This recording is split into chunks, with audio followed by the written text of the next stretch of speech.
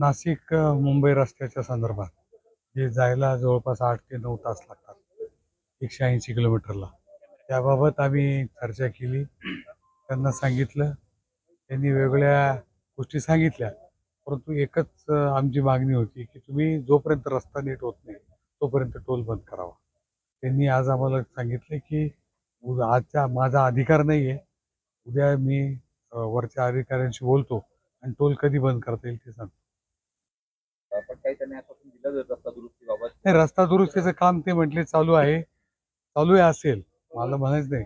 परंतु आपल्याला मूळ उद्देशापासून बाजूला न जाता मला वाटतं की रस्ता नीट होईपर्यंत, म्हणजे ज्याला आपण मोटरेबल होईपर्यंत टोल वसुली करू नये ही आमची खास मागणी आहे. जर समजा ही टोल वसुली अशी सुरू राहिली तर काय नेमकी पुढची भूमिका असेल? आता 2 दिवस आम्ही, उद्याचा दिवस त्यांनी घेतलाय, पण जर आता उद्या सुट्टी असेल मोहरमची, तर उद्याच्या दिवसाच्या वेळी परवा दिवसापर्यंत जर निरोप नाही आला तर टोल वसुली बंद कशी होईल याच्या दृष्टीने आम्ही प्रयत्न करतो. शिवसेना स्टाईल आंदोलन आज होईल सगळं.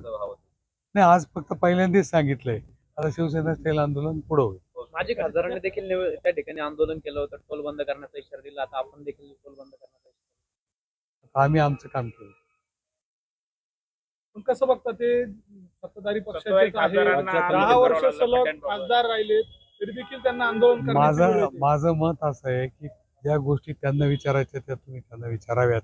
त्यांनी काय केलं आणि आता ते आंदोलन का करतात मला विचारून मी उत्तर देऊ शकणार नाही. आमची बाजू जी शिवसेनेची आहे ती आम्ही सांगितली. आम्ही बरोबर 2 दिवस वाट पाहू. परवा आम्हाला निरोप नाही मिळाला किंवा मेसेज नाही मिळाला तर आम्ही आमच्या पद्धतीने काय आम्हाला करायचं ठरवू. मुंबई नाशिक महामार्ग जो आहे तो BOT तत्वातनं बनवलेला आहे आणि त्याची दुरुस्ती निगा राखण्याची जबाबदारी ही मक्तेदाराची आहे आणि त्यांनी टोल वसुलीचं निविदा त्या ठिकाणी दिलेली आहे. तर तो रस्ता जर व्यवस्थित ठेवला नसेल त्याच्यावरती अनेक अपघात होत असतील तर टोल वसुली बंद करावी ही प्रमुख मागणी आमची आजची होती. आदरणीय खासदार साहेब होते, वसंत होते, विलासजी होते.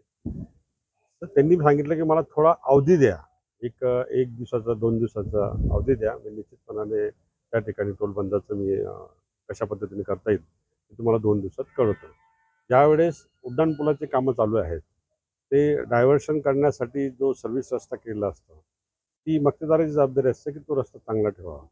तर घोटी असेल, नाशिक असेल, अनेक ठिकाणी ते डायव्हर्शन ज्या ठिकाणी केले ते रस्ते खराब आहेत. ते म्हणे आम्ही 4-5 दिवसाच्या आत हे सर्व रस्ते तुम्हाला दुरुस्त करून देतो. त्यांनी 5-7 दिवसाची मुदत आमच्याकडे मागितलेली दुरुस्ती करण्यासाठी आणि निश्चितपणे टोल बंद करण्यासाठी हे 2 दिवसाची मुदत मागितली. त्यांना 2 दिवसाची मुदत देणं क्रमप्राप्त होतं. पहिल्यांदा आमचं आंदोलन आहे. निश्चितपणाने आपल्याला जे अपेक्षित आहे शिवसेना स्टाईलने ते शिवसेना स्टाईलने निश्चितपणाने आंदोलन होईल आणि टोलही बंद होईल.